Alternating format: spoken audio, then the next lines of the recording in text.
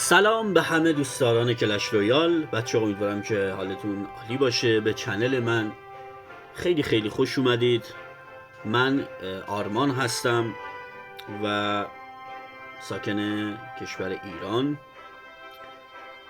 و عرض به خدمتتون که دک تخصصی من بچه ها ایکسپو کالکتور هست. صدای اینو کم بکنم اذیتتون نکنه. این ترکیبی که دارید میبینید و دیدم که توی تیوی رویال چند تا از بتل های من شیر شد. من البته یه چنل فارسی زبان هم دارم، اما این چنل رو تصمیم گرفتم که با حالت بین المللی بسازم که شما عزیزایی که حالا زبان فارسی متوجه نمیشید براتون زیرنویس انگلیسی بذارم که بتونید متوجه بشید توضیحاتو، چون دکی هستش که به شدت اسکیل بالایی میخواد برای پلی دادنش و ندیدم، کمتر کسی رو دیدم که با این پلی بده به غیر از یه پلیر اگر اشتباه نکنم ژاپنی به اسم کینو کاموچی که اونم خب یه فرم دیگه ای رو پلی میده که حالا اون دک هم مثلا بهش میان ایکسپو بربر، ایکسپو کلکتور بربریان، ولی خب این فرم به نظر من بهتره و من تسلا رو حذف کردم بچه ها و هانتر خیلی بهتر از تسلا از نظر من. حقیقتا نیاز به بیلدینگ نداره. گوبلین رو آوردم، میتونید شما به جای گوبلین اسکلت رو هم استفاده کنید. حالا بتلایی که شما از من تو تیوی رویال دیدین با اسکلت بوده، ولی گوبلین الان به خاطر اینکه 4 تا دونه 2 تا اکسی میدید 4 تا دونه گوبلین میافته خیلی مزیت‌های بهتری داره نسبت به این ورژن اسکلتش. و از این به بعد دیلی براتون بچه ها چیز میذارم و تمام بتل هایی که میگیرم چهره خودم هست و به صورت لایوه، یعنی من هیچ ادیتی ندارم دوستان.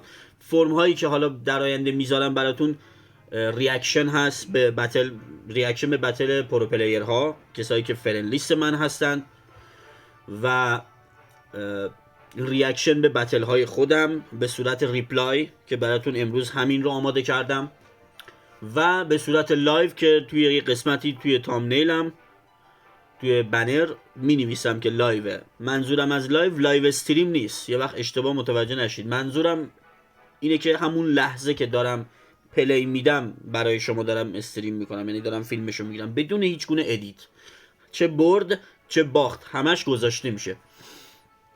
به امید اینکه بچه‌ها بیشتر به این دک علاقه پیدا کنن. من حقیقتا دک کلا کلکتور رو خیلی دوست دارم. به نظر من کلکتور یه کارتیه که اونقدر بهش توجه نمیشه و ایکسپو کلکتور بخوام اگر حقیقتشو بگم، واقعیتشو بخوام از معرفیش بگم دوستان، اولین شخصی که پلیر این دک بود، البته این ورژن نه، من الان براتون ورژن‌های کلاسیک ترشو میارم دوستان.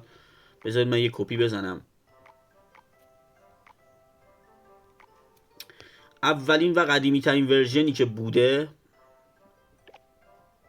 این ورژن بوده که آلپرن، معذرت میخوام، اولین پلیر که دک کالکتور رو کلا پلی میداد و من کاراش رو دنبال میکردم کرافتر بود. نمیدونم دوستان میشناسید یا نه. اگر قدیمی کلش رویال باشید احتمال خیلی زیاد این پلیر رو میشناسید شما. خب یه چیزی اینجا فکر کنم باید عوض بشه. بله، ماسکیتیر باید بیاد.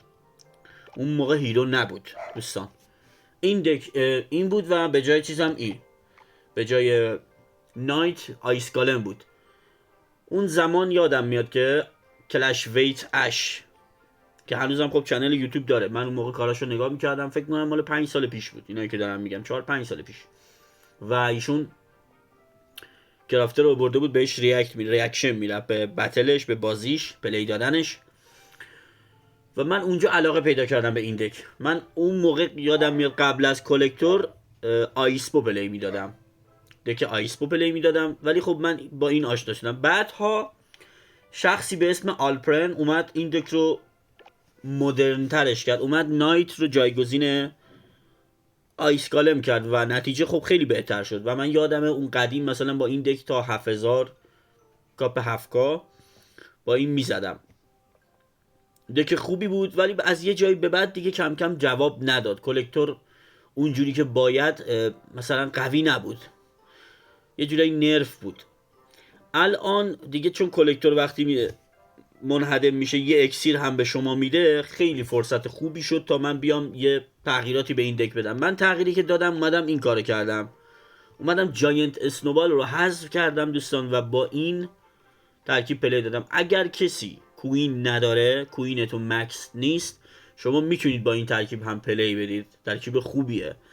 ولی بعدها دیگه چکیدش با تجربیاتی که خودم کسب کردم به عنوان کسی که کلا کلکتور پلی میدم به صورت تخصصی، دیگه رسیدم به این دک. یا حالا به جای گوبلین اسکلت هم میتونید بیارید، یه بار گفتم. و این خیلی به مراتب بهتره این ترکیب. خب بریم دوستان معرفی و اینا. من سنم هم بهتون بگم عزیزان، من 32 سال سنمه. فکر می‌کنم یه خورده برای کلش رویال پیر شدم، ولی خب 32 سال سنمه و علاقه دارم به این دک، به این بازی. و از اونجایی هم که دیدم توی تیوی رویال خیلی استقبال شد. من فکر میکنم هلوش 18,000 ویو خورد بتلی که از من شیر شده بود توی تیوی رویال و این نشون میداد که خب بسی که علاقه دارن ببینن این دک چجوری میزنه، مکانیزمش چجوریه. خب عذرخواهی میکنم اشتباهی رفتم توی فرند، تصویر بذارم این بر. بریم اینجا.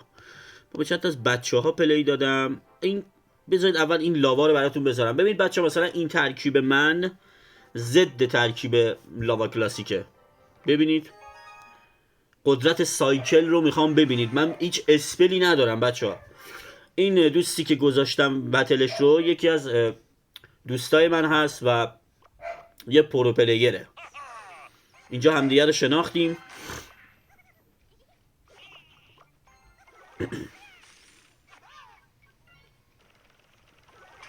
اول کار من کلکتور رو همیشه میکارم برای اینکه اگر حریف اسپلی داره یا چیزی داره، لایتنینگ داره یا مثلا فایربال داره، اون رو کنه برای من. خب دوستان این پسر من هست، اسمش هپیه. الان پشت در کلی داشت پارس میکرد، سر صدا میکرد، گفتم بیارمش که شما هم ببینینش. پارس نکن دیگه قربونت برم. خب بذاریم اینجا بریم ادامه دیگه. بشین اینجا، بشینم اینجا. خب حیوونا واقعا دوست داشتنی هستن. خب اینجا من کلکتور رو همیشه میکارم برای اینکه فایربال یا هر اسپلی که حریف داره رو ازش بگیرم. این خیلی مهمه برای من.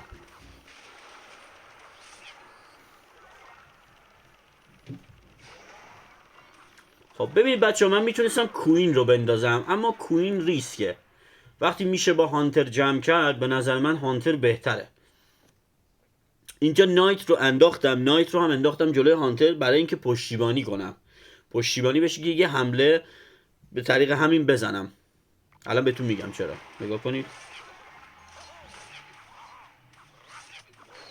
فکر کردم زد ولی نزد. خب ببین این نایت پس برای این بود. دیدین من اینجا ایکس رو کاشتم برای حمله. فکر کردم ماینر رو میندازه این پایین، واسه همین گوبلین رو پایین ریختم. ولی خب دیگه اینجا دفاع نمی کنیم، اصراری به دفاع این نیست چون اکسیر کم میانی بچه. اکسیر توی ترکیب من مدیریت اکسیر از مهمترین هاست. شما خیلی باید و یه نکته بهتون بگم، توی ایکس باهای معمولی ممکنه شما نخواهید اجازه بدید که حریف به شما دمیج بده، ولی تو ایکس بای من این خیلی مهم نیست. یعنی اگر یه مقداری هم دمیج خوردید هیچ اشکالی نداره اگر تونستید کلکتور بکارید. این کلکتور خیلی مهمه، به شرطی که بتونید کلکتور بکارید. کلکتورتون رو حفظ کردید اشکالی نداره، حتی 500 تا حتی 1000 تا دمیج هم خوردید هیچ مشکلی نیست، چون شما میتونید کامبک بزنید، جبران کنید.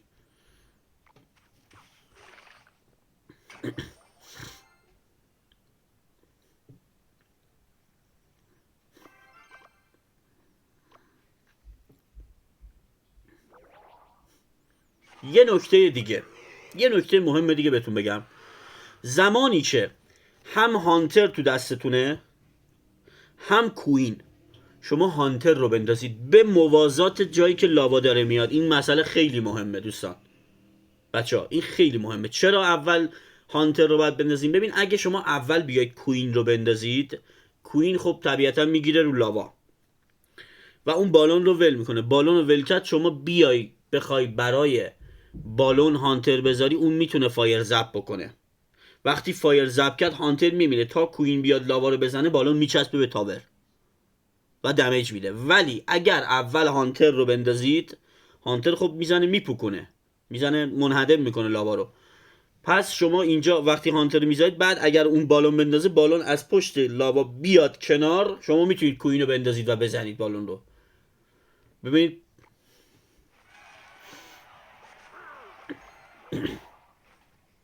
اینجور موقع سری نایت رو، اینجور مواقع نایت رو سری بندازید جلوی هانتر. خب اینجا کوین رو باید بندازید. ببین نگران بالون نباشید بچه ها. چرا؟ برای اینکه شما اون اکسیر نداره الان واسه بالون، و وقتی کوین رو میندازید چون سایکلتون سری میشه، کارتاتون عملا 3 کارته میشه، یعنی دیگه 4 تا کارت عوض نمیشه، 3 تا کارت میشه.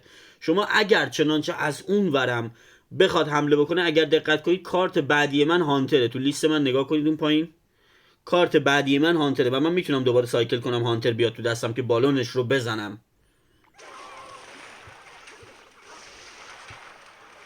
اینجا گوبلین رو ریختم برای زدن ماینرش.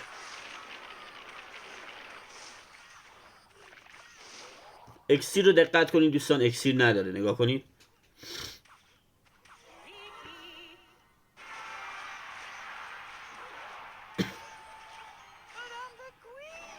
کلکتور بعدی. ببین هانتر به موازات همون کاشی که انداخته، میبینید؟ حالا یه کاشی این ور اونور خیلی مهم نیست، خیلی سخت نگیرید. خب اون ایکسپو دوستان، اون ایکسپو رو خیلی وقتی میکارید همچین مواقعی، ببین اینا دکای سنگینی هستن، لاوا، گالم، وقتی اینا به شما میخورن دکای سنگینی، اگر پشتشون رو پر بکنن گرفتنشون سخته. این ایکسپو رو ما صرفا به این خاطر، فقط به این خاطر میندازیم که یه نیرویی رو از پشت لاوا بگیریم ازش بیاد اینور، ولی ایکسپو رو خیلی دفاع نمی کنیم، خیلی، چون ما جلوییم.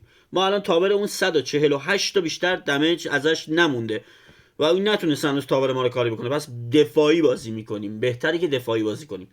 اون ایکسپو رو من خیلی دفاع نمی کنم، همونطور که میبینید مگامینیونش رو ازش گرفتم. اینجا کوین رو میندازیم. بعد ببین بچه ها، هانتر نگاه کنین، یا آیس اسپریت بعد هانتر، تمام. یک بار دیگه نگاه کنید موقعیتی که هانتر رو میذارید، نگاه کنید، فوق العاده است. شما هیچ موقع نمیتونید با تسلا اینجوری دفاع بکنید. هانتر واقعا عالیه، به نظر من یکی از بهترین کارت ها بعد از کلکتوره. و دوباره هانتر و اینجا تسلیم شد.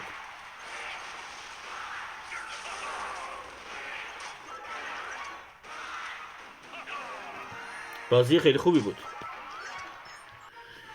خب بریم اما دکای زد. دکایی که فول زدن، مثلا یه بتل دیگه، این دوستمون الکترو جاینته و همین الان هم خب کاپ تالار شهرتش رو دارید میبینید، هال آف فیم، و یکی از پلیرهای خوب و خفن الکترو جاینته. این هم ببینید با هم. تایم ویدیو رو من نگاه بکنم خیلی نشه، نمیخوام بیشتر از 30 دقیقه باشه ویدیوها. این ایموت مورد علاقه منه.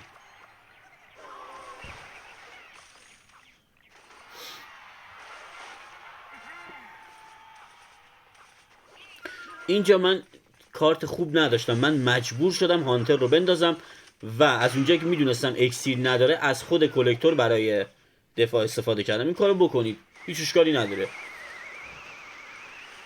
البته تضمین نمیدم جلوی کسی که لایتنینگ داره این کارو بکنید. من اینجا کاشتم برای اینکه میدونستم اکسیرش زیاد نیست. یه دونه زد. بله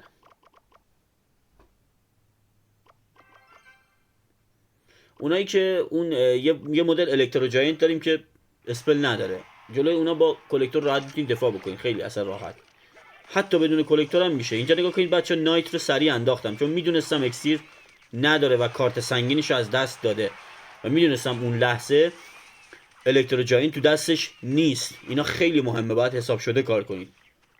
به این چیزا باید فکر کنید تو بازی. ولی دفاع نکردم ایکس رو، چون الان دفاع کردن مساوی با اکسی کم آوردن و شما اکسیتون کم بیاد دیگه اسپلی ندارید، راکت یا فایربال ندارید بتونید حرکتی بزنید. اینجا من گول خوردم و فکر کردم که الان میخواد الکترو جاینتشو بندازه و صبر نکردم.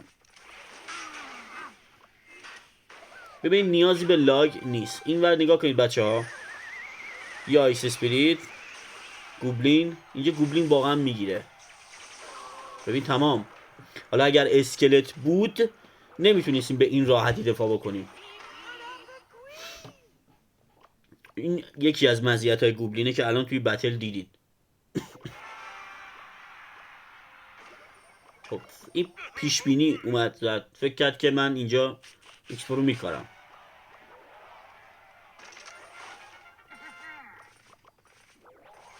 ببین هانتر رو کجا میذارم دوستان؟ تو اینجور مواقع این نکته رو بذار بهتون بگم، هانتر رو همیشه بذارید پشت ایکسپو. تو یه فاصله میزنه اما الکتریسیته جرقه های خود الکتروجاینت به هانتر نمیخوره، برخورد نمیکنه. نگاه کنید، یا آیس اسپریت، یه گوبلین و کلکتور دوم. به ناچار مجبور شد که لایتنینگشو بزنه چون نمیتونست دفاع کنه دوستان.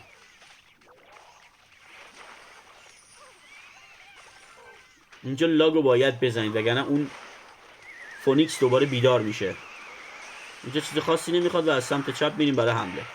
یه نکته بهتون بگم، زمانی که کوینتون طرف اگر اسپل داره، حریف شما اگر اسپل داره، فایربال، راکت، لایتنینگ، حالا هر کدوم فرقی نمیکنه، هیچ موقع کل نیروهاتون اگر یک سمته اون سمت ایکسپو نکارید. ببین من الان هانتر و کوین من درسته جونشون خیلی کم مونده اما از اون سمت ایکسپو رو کاشتم. شما یادتون باشه اگر کوینتون این سمت بود، خود کوین میتونه یه حمله مستقل انجام بده با ابیلیتی که فعال میکنید. شما از اون ور حملتون رو میکنید ولی از این ور ایکسپو رو بکارید.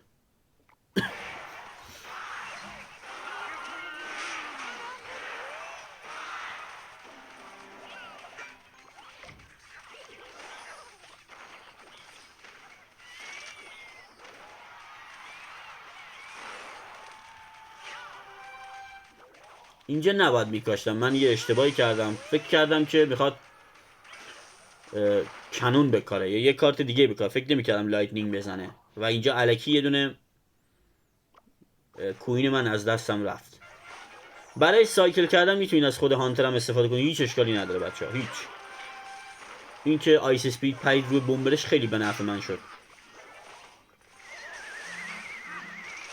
من از اینجا حمله رو انجام دادم چون راحت میتونستم اینو با گوبلین بگیرم. آیس اسپیریت رو بندازید، آیس اسپیریت رو سریع بندازید، بعد گوبلین رو بندازید تا اون توی فریز آیس اسپیریت گوبلین ها میتونن راحت دمج بدن. اونور نیازی نیست، خود چیز میگیره، اینور نایت و از سمت راست دوباره ایکسپو و اینجوری حریف اکسیر کم میاره و گود گیم فینیش.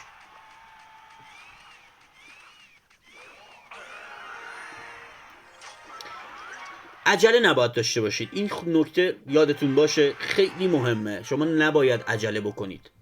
شما عجله کردن اینجا سمه دوستان، به شدت سمیه این کار. خب بریم یه چند تا این ترکیب بچه ها نگاه کنید، این ترکیب ضد منه، این رو هم ببینیم. اینایی که زدم فرنلی با دوستام هستش، دوستان من داخل کلن خودم، اما بچه ها حرفه ای هن. یعنی پلیرهای سطح پایین نیستن. این دک رو هم شما نگاه کنید.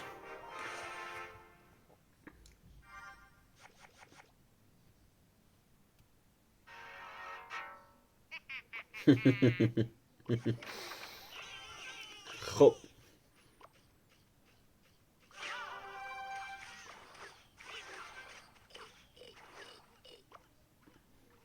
شرایط اینترنت توی کشور ما از شرایط خوبی برخوردار نیست متاسفانه و یکی از بزرگترین مشکلاتی که پلیرهای ایرانی باهاش دست و پنجه نرم میکنن همین اینترنت هست. و ما نمیتونیم بهترین بازیمون رو ارائه بدیم به شما، وگرنه پلیرهای ایرانی خیلی قدرتمندتر از خیلی قدرتمند میتونن ظاهر بشن، بهتر اینطوری بگم.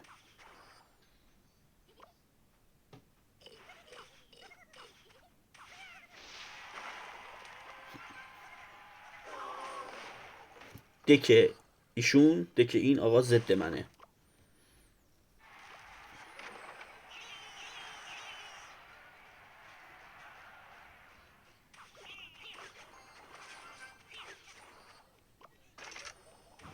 خب اینجا کلکتور رو کاشتم برای اینکه اون سربازخونه رو بزنه. اینجا نایت رو انداختم، من فکر کردم که اون کنون کارتش رو میندازه، کنون کارت رو میندازه و من نایت رو پیش بینی انداختم، در وقتی این کار رو نکرد.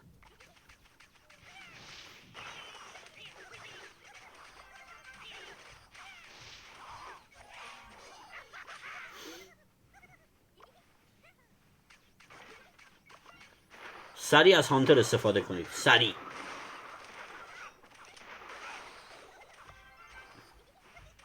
ماشین فلای به شدت خطرناکه.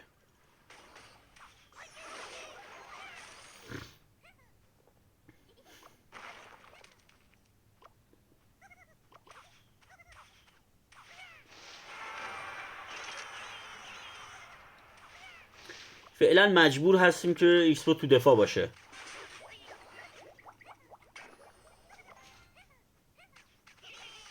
خب از اینجا به بعد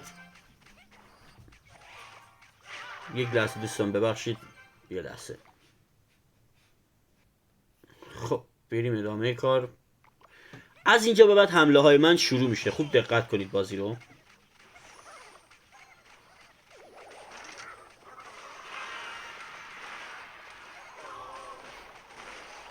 اینجا ابیلیتی کوین رو فعال کردم که اون کنون کارت از روی کوین من بیاد بیرون و اینجا خوبی که شد ایکسپو کنون کارت رو گرفته بود.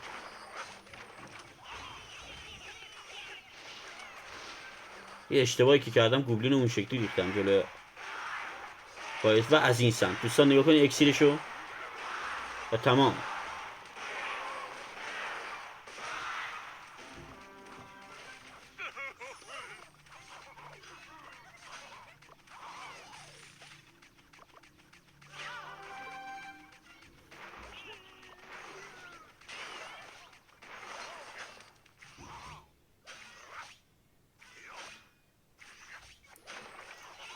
و دوباره ایکسپو.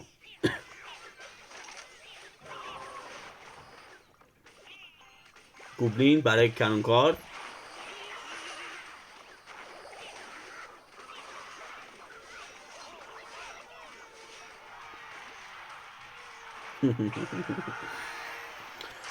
خب بریم بتل های بعدی.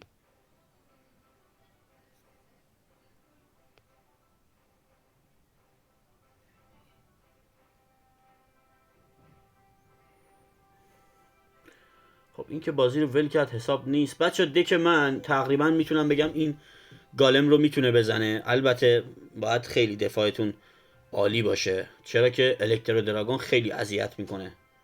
کوین رو باید حالا بهتون توضیح میدم توی بتل های آینده، حتما این نکته رو بهتون یاد میدم که چجوری دفاع بکنید بدون اسپل اینا رو جمع کنید.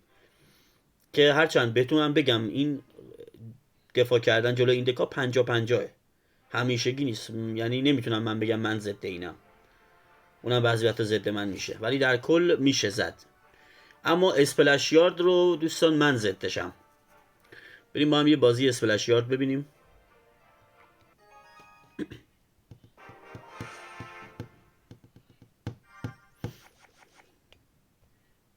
24 دقیقه.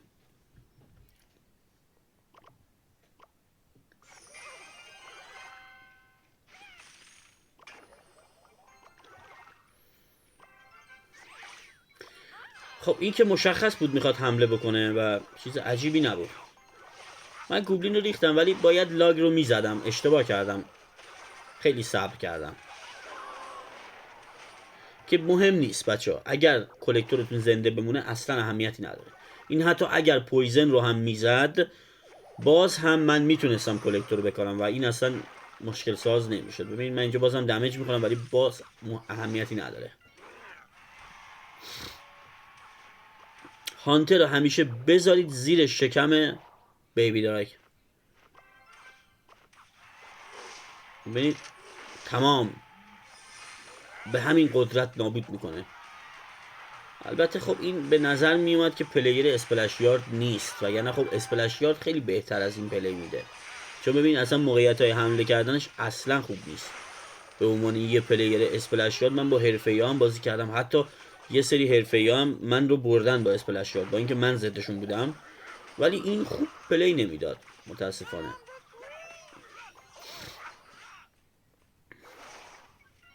خب هیچ موقع ببین بچه‌ها، الان اون یه نیرو انداخته برای نایت 1010 تا. هیچ موقع من نمیام یه دونه ایکس برو برای 1010 تا بندازم وقتی جلو هم. میتونم با یه ایکس برو اگر کانکت کنم در شرایطی که میدونم اون اکسیرش کمه کانکت بشم، میتونم یه تاور رو بگیرم. نگاه کنید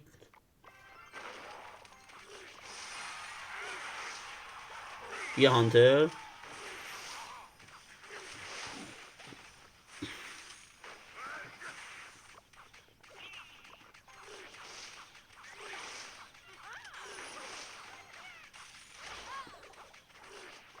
و ببینید چه دمیجی دادم.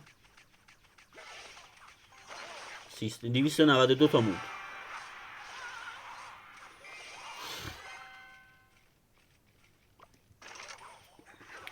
زدن الکترو جاینت تو این ترکیب، میگم الکترو جاینت، اسخای میکنم، زدن رویال جاینت تو این ترکیب خیلی سخته و به شدت باید با تمرکز بازی کنید یا هوک زلزله.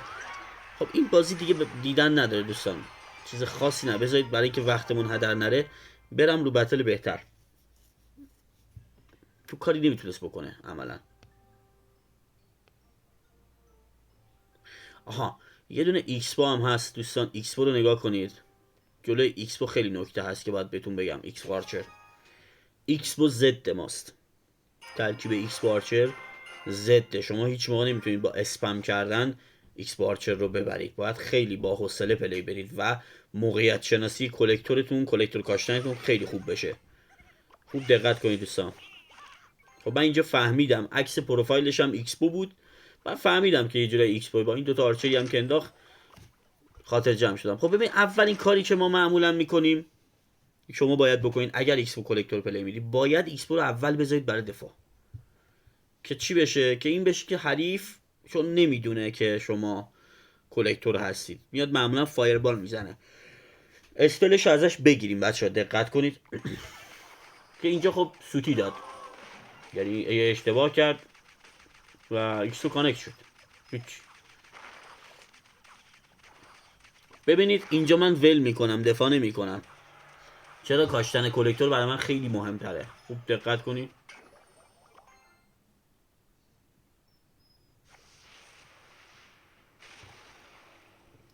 یک لحظه عذرخواهی میکنم، سگ من از اتاق میخواست بره بیرون، برای همین استوب زدم ویدیو رو. عذرخواهی میکنم. خب بریم ادامه.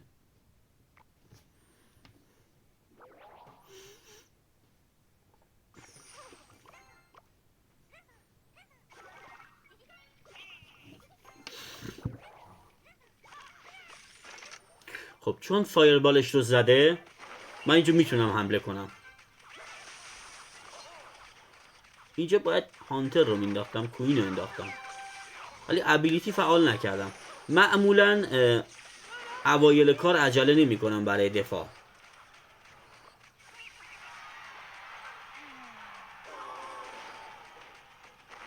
خب دوباره ایکس با برای دفاع.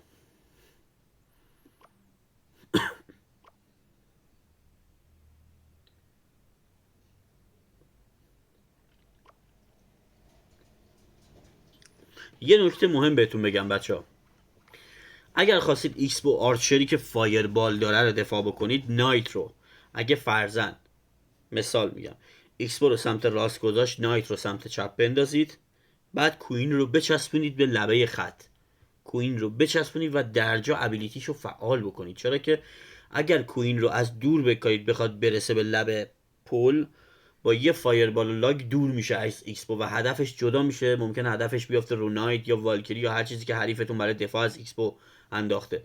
برای همین همیشه بچسبونید به پل، این خیلی مهمه. هیچ موقع نایت و کوین رو با همدیگه یه جا نندازید.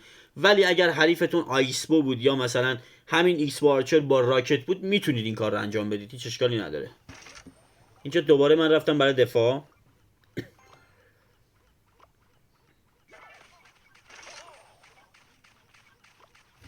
تایم ایکسپو رو همیشه چیز کنید. البته اینجا یه خورده نت من بد عمل کرد، میدونستم فایربال میزنه. بچه ها نگاه کنید، سری آیس اسپریت هم انداختم که خیلی دمج نخورم. خب وقتی فایربالش رو میزنه ما چیکار میکنیم؟ یه کلکتور دیگه میکاریم، اصلا عجله نمیکنیم. و مرحله بعدی چی؟ ایکسپو هم میکاریم تو دفاع. ببینید دقیقا کاری که من اینجا کردم. البته اینجا اینجا بود. گوبلین رو ریختم. خب دیدم فایده ای نداره، تا بیام نایت رو بندازم اون گرفته. خب مهم نبود چون دیگه دمیجی از چیزش نمونده بود. ببین دوباره فایربالش رو زد. دقت کنید یه کلکتور دیگه.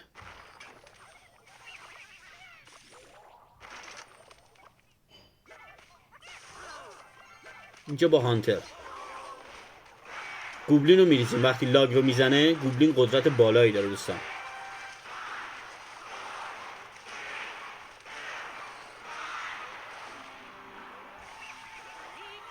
حالا میریم برای حمله. دیگه اضافی کلکتور نکارید. نگاه کنید بازی رو.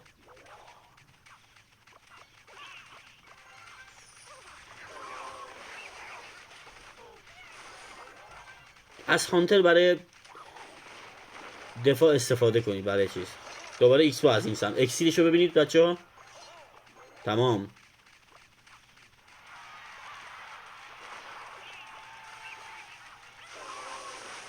اینجا گوبلین رو ریختم چون گفتم شاید بخواد تسلا بندازه بچه ها. از اون سمت دوباره با کوین دارم حمله میکنم. نگاه کنید.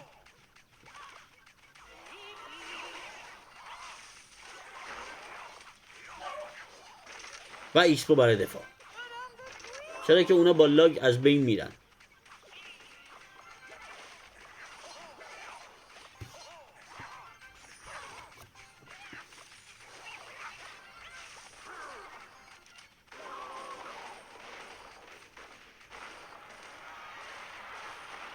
و اینجا دیگه تمام شد بازی.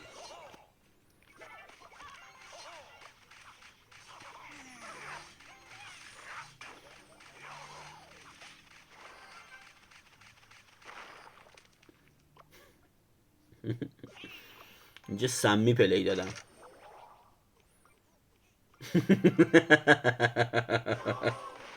شما از این کارا نکنید. خب بچه ها امیدوارم که لذت برده باشید از این آموزش. در آینده ویدیوهای خیلی خیلی بهتری داریم و لایو بتل داریم همونطور که توضیح دادم. با امید اینکه هممون روزی بتونیم جایگاه خوبی رو توی این بازی به دست بیاریم. خیلی لطف کردید، ممنونم ازتون. لایک و ساب فراموش نشه. تا ویدیو بعدی، بدرود.